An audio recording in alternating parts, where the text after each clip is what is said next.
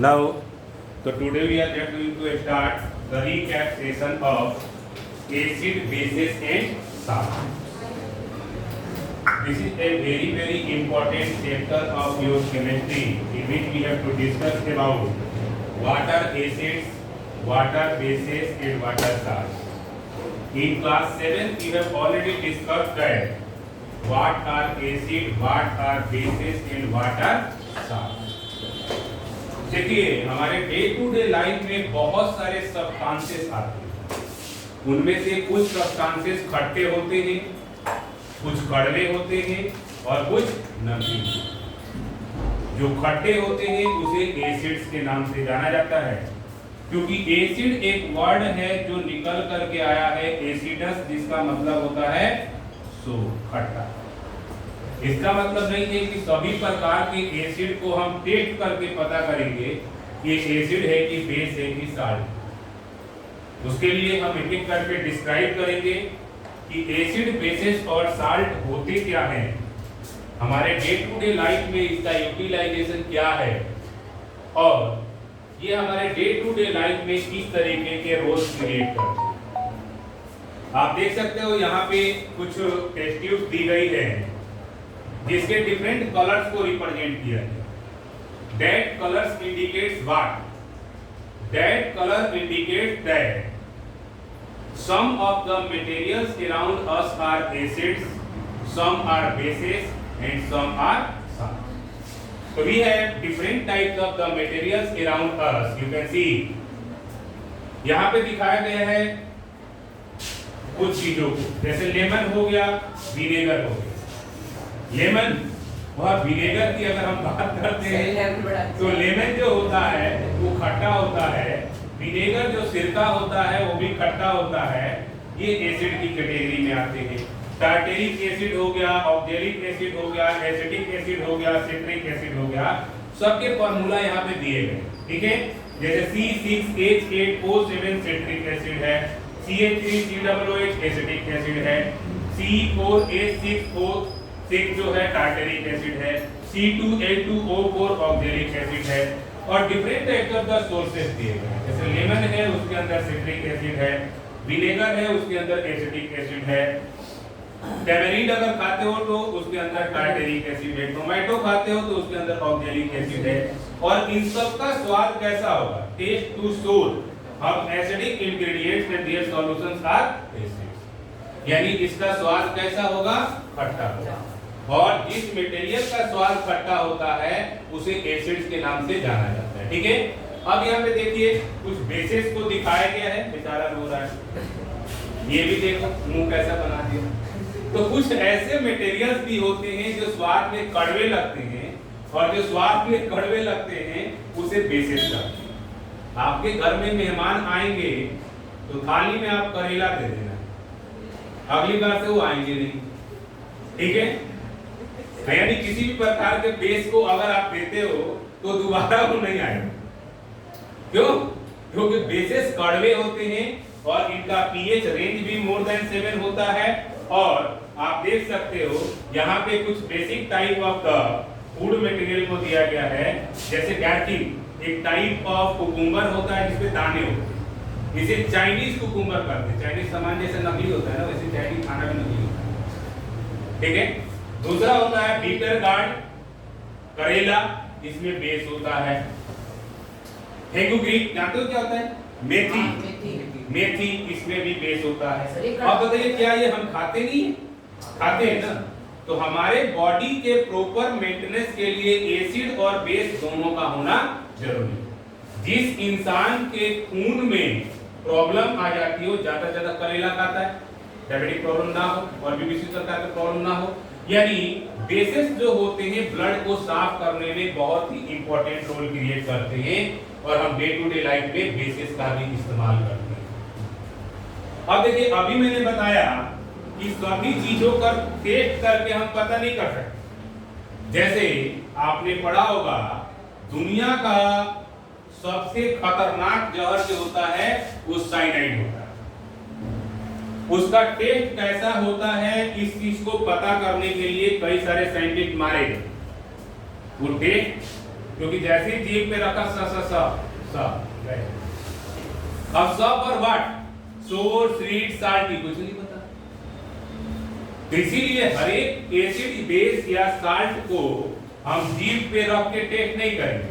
उसके लिए हमारे पास कुछ बेसिक केमिकल सब्सटेंसेस होते हैं, उसे बोलते हैं इंडिकेटर्स। इंडिकेटर्स आर दो type of substances which indicate that the material is acidic, basic और साल्ट। इंडिकेटर्स भी हमारे पास तीन टाइप के होते हैं। एक को बोलते हैं नेचुरल इंडिकेटर, दूसरे को बोलते हैं सिंथेटिक इंडिकेटर और तीसरे को बोलते हैं ऑल्फैक्टरी इंडिकेटर। तो we have three types of the indicator and we are just going recapping the lesson.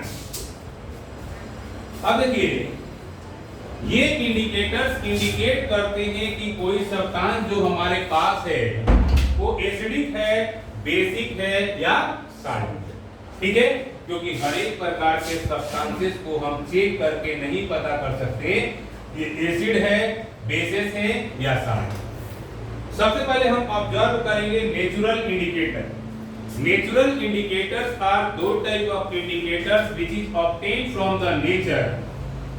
These are not harmful to us, but this indicate that the material is acidic, basic और salt। ये जो material है वो acidic है, basic है या salty है। उस नेचुरल इंडिकेटर में जो पहला इंडिकेटर है उसका नाम है लिटमस। What is litmus? यहाँ पे आप देख रहे हो कुछ लाइकेंस को दिखाया गया। ठीक है, लाइकेन क्या होता है? एक प्लांट होता है बिलोंगिंग टू द डिवीजन थाइलोफाइटा। थाइलोफाइटा एक टाइप ऑफ कैटेगरी होता है प्लांट किंगडम का, उसका एक फैमिली मेंबर है। Colour of litmus solution is purple. अगर लिटमस का सॉल्यूशन लेते हो तो किस तरीके का हो जाएगा? पर्पल कलर का हो जाएगा। इसका सोर्स क्या है? लिविंग ऑर्गेनिज्म है, चाहे लाइकेन ही क्यों ना हो, इसलिए इसे क्या बोला जाएगा? Natural indicator. दूसरा यहाँ पे आप देख सकते हो नेचुरल इंडिकेटर में ये एक कंसेप्ट दिया गया है, एसिड और बेसिस। एसिड क्या करते हैं? Red remains red and blue changes to red. Acid होगा, उसके अंदर अगर आप लाइकेन डालते हो तो रेड अगर रहेगा तो रेड ही रहेगा, लेकिन अगर ब्लू होता है तो रेड में बदल जाएगा। नहीं, एसिड क्या करते हैं? ब्लू लिटमस पेपर को किस में बदल देते हैं? रेड में बदल देते हैं। Blue to red acid and red to blue अगर करते हैं तो उसे बेसिस के नाम से जाना जाता है। ठीक है, तो हमारे पास सबसे पहला इंडिकेटर जो है उसका नाम है लिटमस। लिटमस क्या करता है? ब्लू टू रेड कर देता है एसिड के केस में और रेड टू ब्लू कर देता है बेस के केस में। अदर जो हमारे पास नेचुरल सब्सटेंसेस है जो इंडिकेटर्स के रूप में इस्तेमाल किए जाते हैं उसमें है पिटूनिया, ये टाइप ऑफ फ्लावरिंग प्लांट होता है। टर्मेरिक तो आप लोगों ने देखा ही होगा, हल्दी, ठीक है, वो भी एक इंडिकेटर होता है। जेरेनियम, बीटरूट और रेड कैबेज एक्सट्रैक्ट, ये जो होते हैं नेचुरल इंडिकेटर्स होते हैं जो इंडिकेट करते हैं कि जो हमारे पास मटेरियल है वो एसिडिक है कि बेसिक। ठीक है, हमारे पास कई तरह के मटेरियल होते हैं। अब यहाँ पे देख सकते हो कि different types of the colour representation is just going to representing that the range of acidic behaviour क्या है। ज्यादा एसिडिक है, कम एसिडिक है, ज्यादा बेसिक है, कम बेसिक है। आप लोगों को मैंने एक एक्सपेरिमेंट कराया था, फिनोक्सिलिन का एक्सपेरिमेंट, और उसके साथ कई सारे एसिडिक बिहेवियर एक्सपेरिमेंट कराया था। उसमें आप लोगों ने स्टडी किया था कि there is a particular type of changing, एक पार्टिकुलर टाइप ऑफ चेंजिंग हो जाती है। ठीक है, उसे हम एसिडिक बिहेवियर के नाम से जानते हैं and these are is specially known as the acidic behaviour of the material. ठीक है, उसके बाद यहाँ पे दिया गया है deep blue, purple pink, deep pink, ये पीएच रेंज को शो करता है।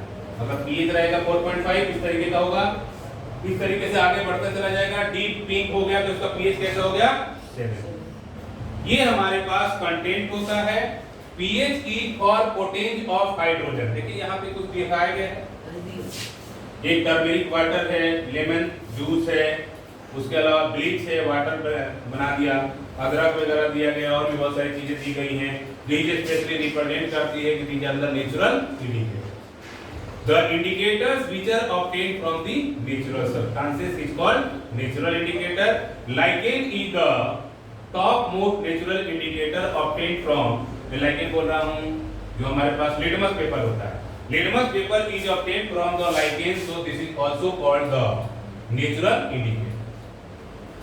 अब देखिए हमारे पास तीन तरीके का इंडिकेटर अभी मैंने बताया, synthetic, olfactic and universal. Synthetic indicators are those type of indicator which is made by the human being. जैसे मान लो आपके पास फिनोक्सिलीन है, एक सिंथेटिक इंडिकेटर है. दूसरा मिथाइल ऑरेंज है, एक सिंथेटिक इंडिकेटर है. ईओसिन है, ये भी सिंथेटिक इंडिकेटर है. तो synthetic indicators are available in lab to determine the material is acidic और बेसिक. ठीक है. जैसे अगर हम किसी भी प्रकार का कोई एक्सपेरिमेंट करते हैं तो यू कैन सी कि there is the changing of the colour, in the changing of the colour is just going to determining that the material is acidic, basic और सॉलिड. किस तरीके का मटेरियल है. ठीक है. ये हमारे आसपास बहुत सारे जगहों पे ऑब्जर्व किया जाता है, इस तरीके के मटेरियल को देखा जाता है. Olfactory indicators are those type of indicator which can be determined that the material is acidic, basic or salty with the help of the smell. मान लो कोई प्याज कट रहा, आप पता लगा लोगे ना क्या कट रहा. पड़ोसी के घर में मालदार खाना बनता है तो नाक लगा के पता कर लेते हो ना. यानी नाक के पास एक सेंसेशन पावर होता है, उस सेंसेशन पावर के अंतर्गत तो सूंघ के बता देता है कौन सा माल बन रहा है. और पड़ोसी से अगर लगाव है तो कहते हैं बड़ा अच्छा बन रहा है, कोई मिल सकता है. ठीक है. तो पड़ोसी दे भी देता है. और पड़ोसी अगर खतरनाक नालायक है तो कुछ नहीं देगा, खाली कुछ चिढ़ाएगा अच्छा अच्छा बना के. तो ओनियन जो होता है वो भी क्या है, एक ऑल्फैक्टरी इंडिकेटर है. वेनिला एक ऑल्फैक्टरी इंडिकेटर है. क्लोव ऑयल, इधर ध्यान दीजिए, clove oil is also an olfactory indicator.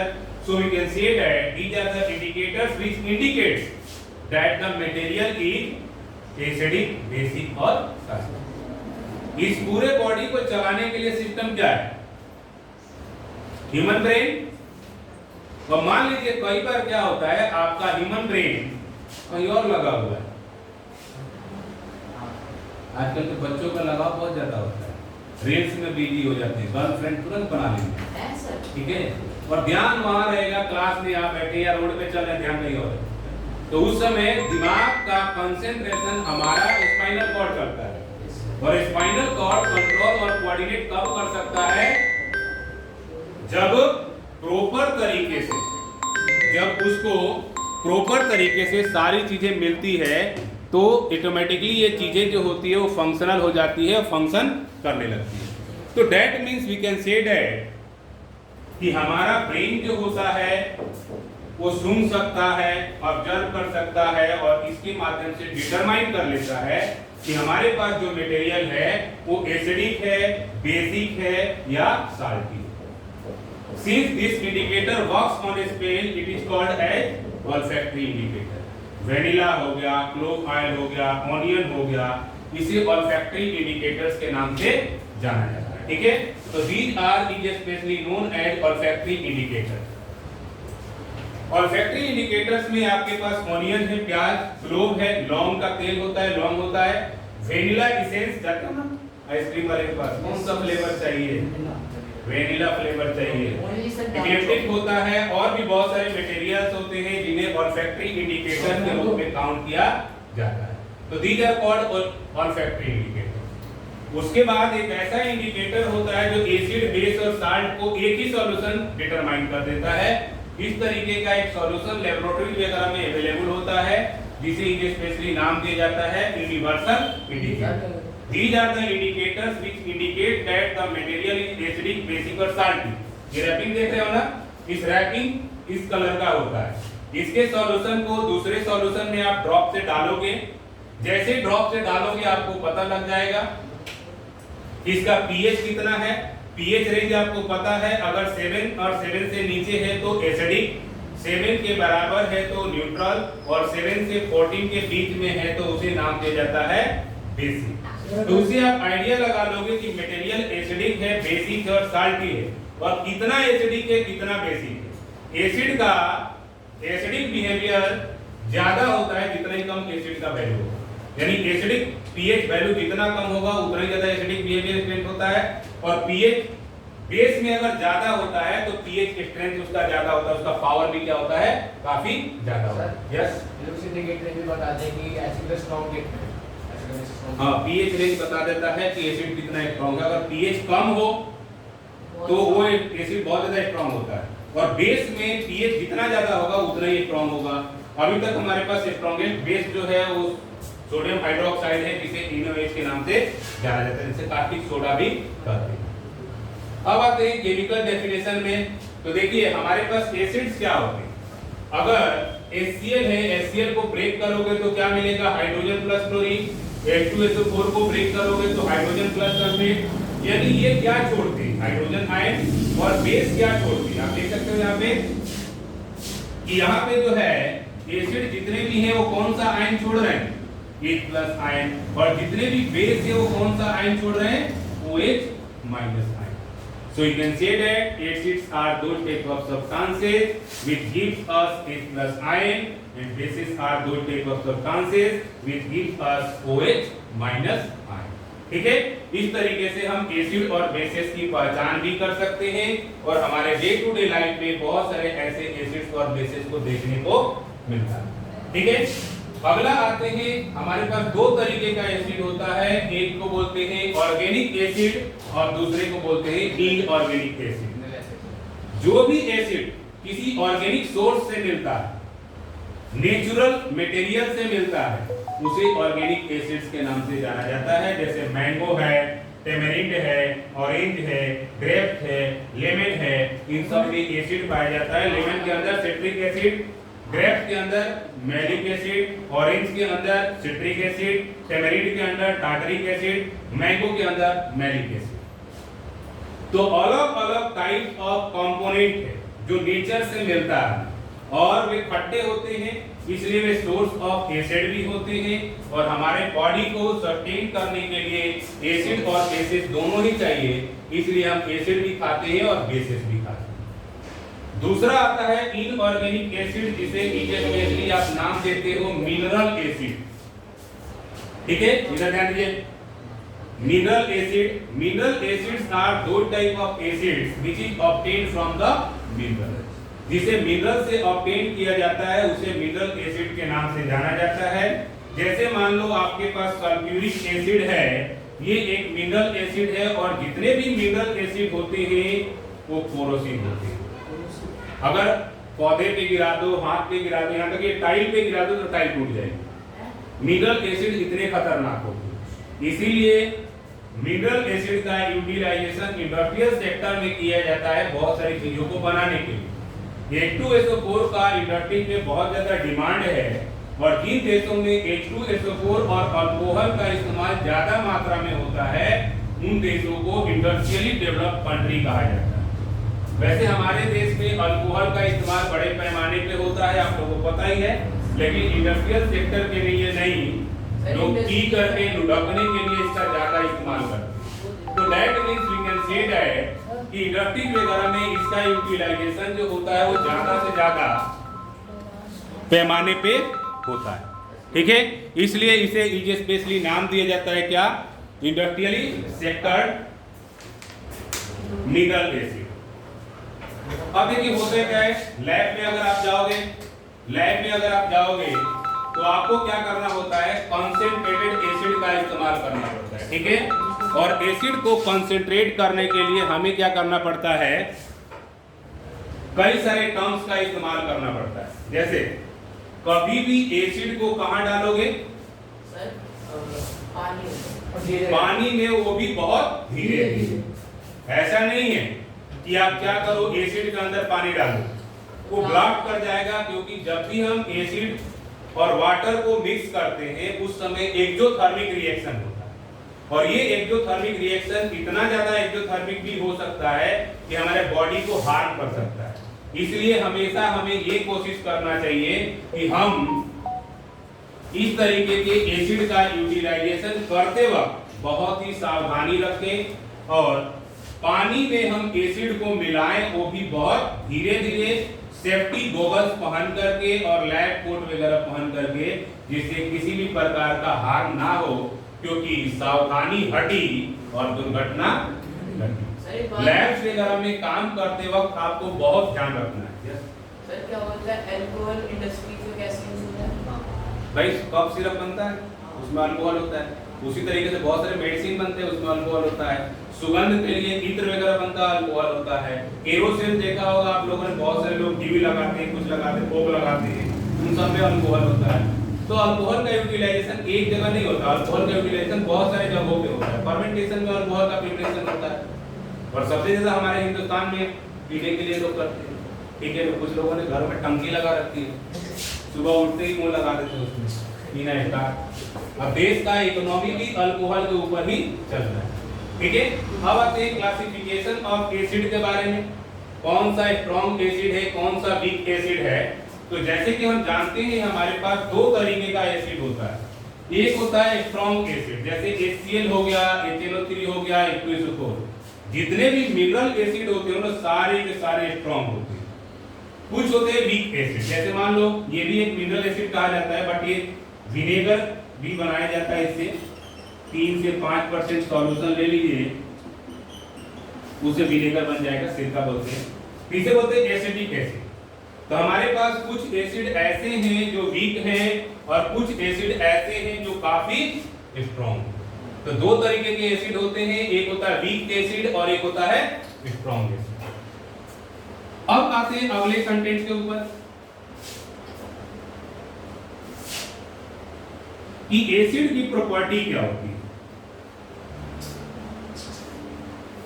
देखिए, एसिड हैव सोर टेस्ट, अभी हमने पढ़ा खट्टा होता है। Acid turns blue litmus to red, इसमें बदल देगा ब्लू से रेड में। Acid solution conduct electricity, they are electrolyte. Acid react with metal to form hydrogen. Metal के साथ जब एसिड रिएक्शन करेगा तो मेटल साल्ट बनाएगा, हाइड्रोजन गैस बनाएगा। ठीक है, और आप एक चीज ध्यान रखिए कि यहाँ पे जैसे जिंक दिया, जिंक का सल्फ्यूरिक एसिड के साथ रिएक्शन कर दिया, जिंक सल्फेट का फॉर्मेशन हो गया और जिंक सल्फेट एक टाइप ऑफ साल्ट। नोट कीजिए प्रॉपर्टी ऑफ एसिड।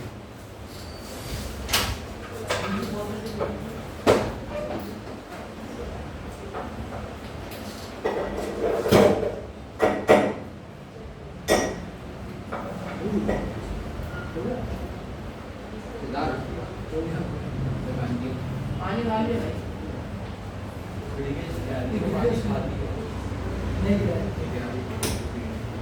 खाली भाई कुछ नहीं।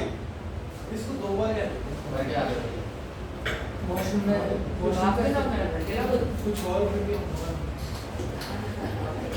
हमें तू ही तेरा तुम्हें छोड़ना लेके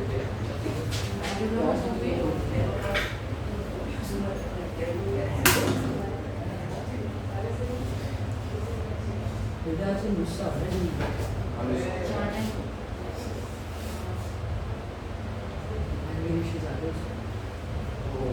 सही होगा तुम्हें मेंटली सुधारने से गुस्सा हो रहा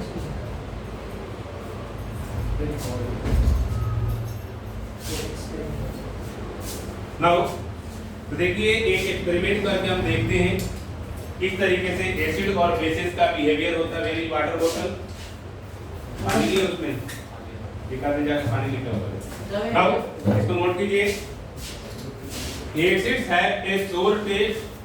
acid turns blue litmus paper two red, इसमें बदल देता है, ब्लू को रेड में बदल देता है। Acid solution conduct electricity, they are electrolytes. कभी भी ध्यान रखिए जितने भी एसिड्स है ना वो इलेक्ट्रोलाइट के रूप में भी काम करते हैं, they are regarded as electrolyte. ठीक है, उसके बाद acid react with metal to form hydrogen. Acid metal से रिएक्शन करते हैं हाइड्रोजन को फॉर्म करने। ठीक है, जब भी कोई एसिड मेटल के साथ रिएक्शन करता है तो साल्ट का फॉर्मेशन करता है, इसे आगे चल करके न्यूट्रलाइजेशन रिएक्शन के रूप में हम काउंट करेंगे। ठीक है,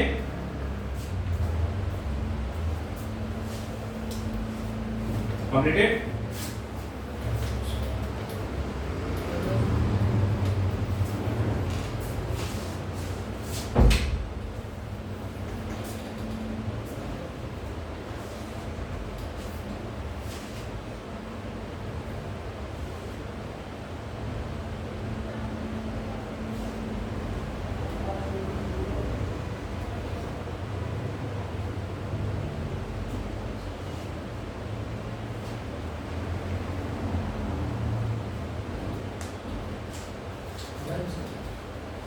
Okay, look at here. We have three types of the materials. ये क्या है? Sodium hydroxide. देखिए पैलेट्स के रूप में है हमारे पास. ये हमारे पास फिनोप्थलीन है, जो अभी हमने एक इंडिकेटर के बारे में पढ़ा है, जिसे हम सिंथेटिक इंडिकेटर कहते हैं. हमने क्या करना है? टेस्ट करके देखना है कि कलर चेंज हो रहा है कि नहीं हो रहा है. तो उसके लिए सबसे पहले हम क्या करेंगे? इसमें थोड़ा सा पानी डालेंगे. ठीक है. जैसे ये हमारे पास एक टेस्ट ट्यूब है. टेस्ट ट्यूब में हमने क्या किया? पानी डाल दिया. और उसके बाद हमने क्या करना है? ये एक बेस है, इसको डालना है. इसमें बेस जब भी डालेंगे तो अभी मैंने पढ़ाया कि काफी एक्सोथर्मिक रिएक्शन होता है. एसिड हो या बेस हो, जब भी आप इसे डिसॉल्व करोगे तो काफी एक्सोथर्मिक रिएक्शन होता है. ये बेस मैंने डाल दिया. इसमें बेस डिसॉल्व हो रहा है. ठीक है. और डिसॉल्व होने के साथ साथ ये हीट भी हो रहा है. तो this is an exothermic reaction.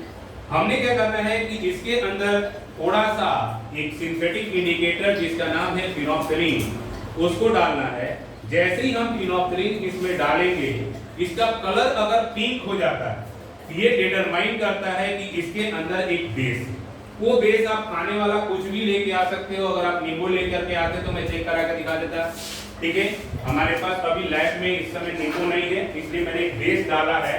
और इसको हम क्या करते हैं? अब इसके अंदर हमें फिनोप्थलीन डालना है. इसका कलर कैसे है? देख लो, ट्रांसपेरेंट कलर है. ठीक है. इसमें डिसॉल्व हो चुका है. इसमें डिसॉल्व हो चुका है पूरी तरीके से आपका सोडियम हाइड्रोक्साइड, और ये गर्म भी हो चुका है. टच कर सकते हो. ठीक है. एटमॉस्फेयर के टेम्परेचर से ज्यादा टेम्परेचर हो चुका है इसका. ठीक है. अब हमें क्या करना है? इसके अंदर फिनोप्थलीन डालना है थोड़ा सा. ठीक है.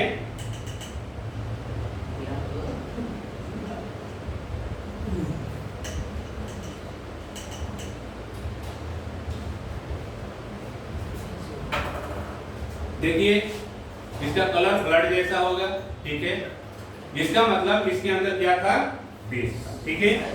इसको आप डिसॉल्व भी कर सकते हो और डाइल्यूट भी कर सकते हो. डाइल्यूट करने का मतलब क्या होता है? इसमें वाटर के कंसंट्रेशन को बढ़ा देना, वाटर का अमाउंट बढ़ा देना. और जब भी कभी लैब में आप एसिड और वाटर के साथ वर्क कर रहे हो तो पानी के अंदर एसिड डालोगे, वो भी वेरी वेरी स्लोली. आप देख सकते हो इसका कलर चेंज हो गया. ये डिटरमाइन करता है कि इसके पास पार्टिकुलर टाइप ऑफ बेस है. अगर आप इसमें एक एसिड डालते, जैसे नींबू ले आते या कुछ और लेके आते, तो इसका कलर इस टाइप का नहीं होता. इसका कलर वेरी कर जाता, वो दूसरे कलर का हो जाता. ठीक है.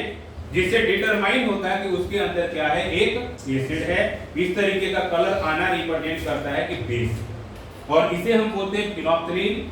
लैब में लिक्विड भी आता है. ये मैंने सॉलिड डाला है इसके अंदर, जो कि बिल्कुल एक क्रिस्टल पाउडर की तरह, व्हाइट की तरह है. लेकिन जैसे ही इसने रिएक्शन किया, इसने अपना कलर दे दिया. ये कलर देना ही रिप्रेजेंट करता है कि ये एसिडिक बिहेवियर वाला एक मटेरियल है.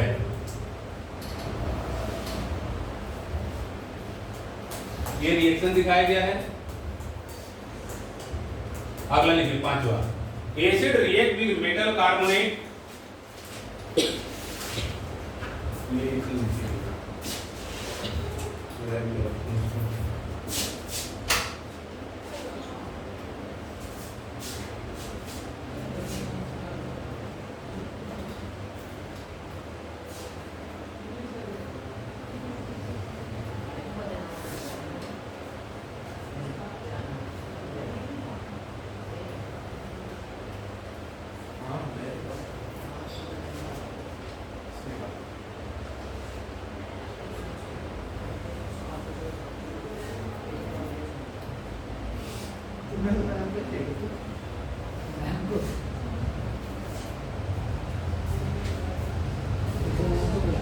हो गया. तो हमारे पास एक acid react with metal carbonate में metal hydrogen carbonate to form carbon dioxide gas. ठीक है. ये हमारे पास कंसेप्ट है. अगला प्रॉपर्टीज ऑफ एसिड हमने कर लिया. प्रॉपर्टीज ऑफ बेसिस के बारे में डिस्कस करते हैं. ये एसिड्स की ही प्रॉपर्टीज है. लिखिए, acid react with base to form salt and water. This is called neutralisation reaction. कई बार एग्जाम में पूछा जाता है कि what is neutralisation reaction? When an acid reacts with a base it gives salt and water. This reaction is called neutralisation reaction.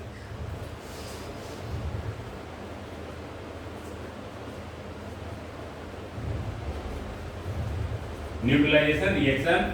एक चीज और आपको ध्यान रखना है कि acid react with metal oxide. अच्छा, मेटल के जो ऑक्साइड होते हैं ना वो बेसिक नेचर के होते हैं. तो ये बेस हो गया, ये एसिड हो गया. जब रिएक्शन करेगा तो साल्ट और वाटर आएगा. यहां भी न्यूट्रलाइजेशन रिएक्शन होगा. When an acid reacts with a base, it gives salt and this is called neutralization reaction. Salt और वाटर का फॉर्मेशन होता है. जितने भी हमारे पास मेटल ऑक्साइड होते हैं वो एसिडिक नेचर के होते हैं. कुछ एक मेटल ऑक्साइड जैसे जिंक ऑक्साइड हो गया, एल्युमिनियम ऑक्साइड हो गया, उसको छोड़ करके क्योंकि वो एम्फोथेरिक होते हैं, वो दोनों ही कैरेक्टरिस्टिक्स को शो करते हैं, acidic characteristics as well as basic characteristics. ठीक है,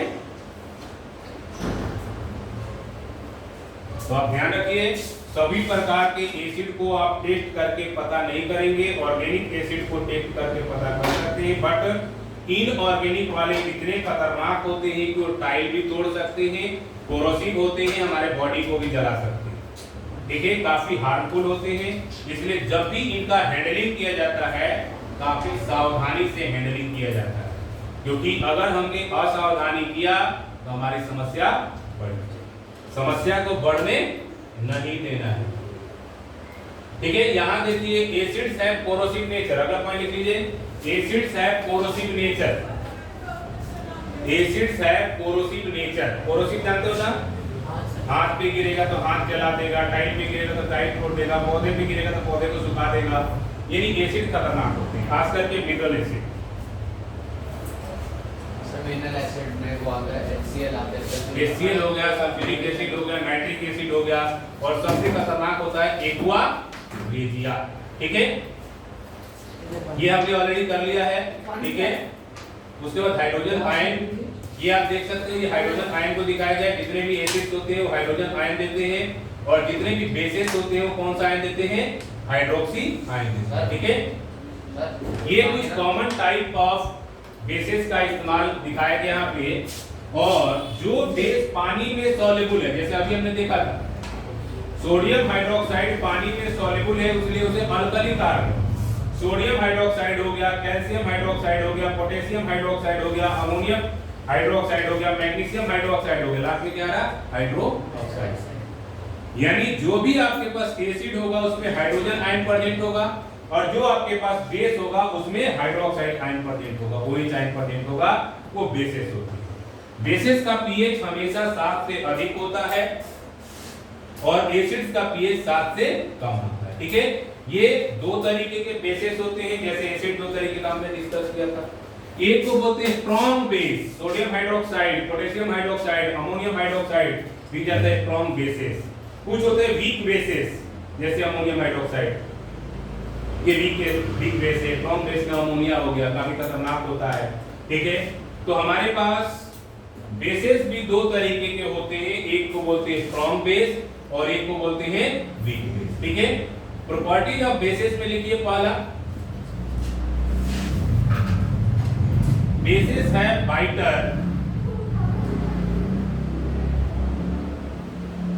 बेसेस है biter test.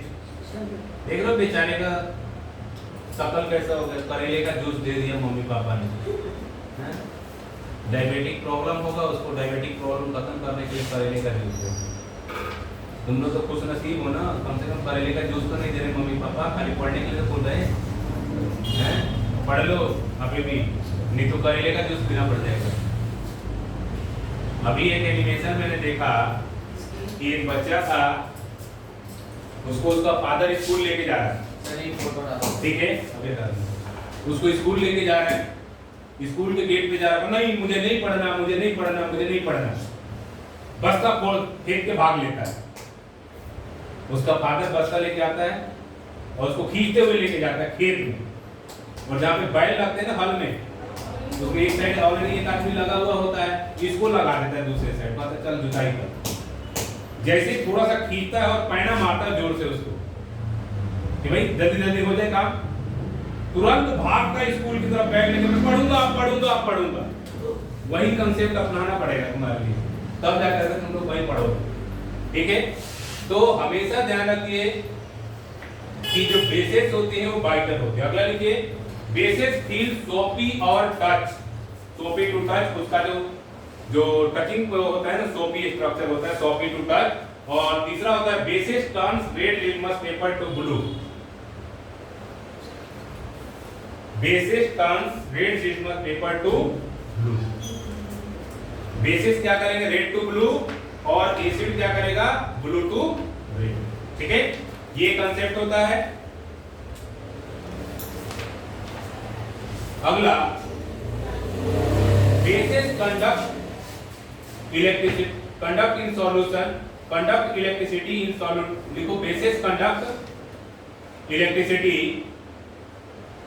Basis conduct electricity, so these are also called electrolyte, electrolytes। उसके बाद bases react with some metals, bases react with some metals to form, bases react with some metals to form hydrogen gas.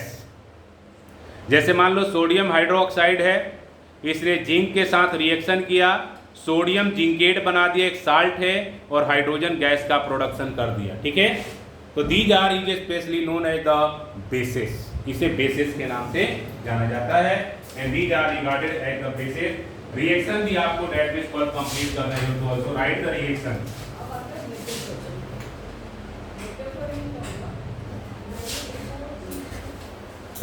हो गया, अगला लिखते हैं concept. अगला लिखिए, bases react with acid to form salt and water. अब साफ आ रहा है।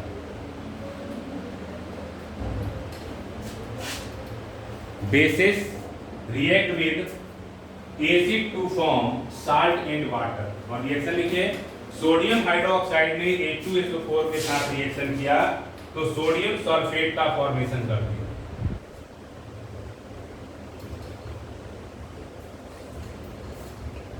और वाटर का फॉर्मेशन कर दिया। उसके बाद नेक्स्ट है, bases react with non metal oxide, bases react with non metal oxide to form salt and water, bases react with non-metal oxide to form salt and water. Hence non-metallic oxides are acidic in nature. non-metal का oxide acidic होते हैं, metal का oxide basic होते हैं। कुछ ऐसे भी oxide होते हैं मेटल के जो acidic as well as basic होते हैं, उसे एम्फोटेरिक ऑक्साइड के नाम से जाना जाता है। So that type of the oxides are regarded as the amphoteric oxide. उसे किस नाम से जाना जाएगा, एम्फोटेरिक ऑक्साइड्स के नाम से जाना जाता है। ठीक है, नहीं हुआ? ठीक है, अगला है introduction of pH scale. PH dash करके लिखिए, strength of acid and bases is measured by A pH scale.